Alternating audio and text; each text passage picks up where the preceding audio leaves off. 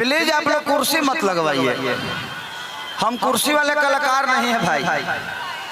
हमारा के देखे खातिर निमन निमन लोग आवेला, तो निमन लोग कुर्सी पर ना बैठ सकेला। तारा लो भाई कुर्सी जहाँ भी रे रे रे तोरा मौसी के माथ बनो ना उतरबे रे रे, यहाँ साइज बड़ा हो चल जेबे फिर।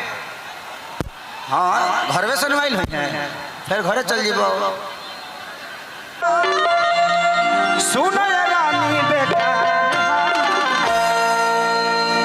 एगो हमर दिल ए जान होई तीनों तहार। भाई का फरमाइश है, रुको लइका कहता कि जिंदगी जान लेके छोड़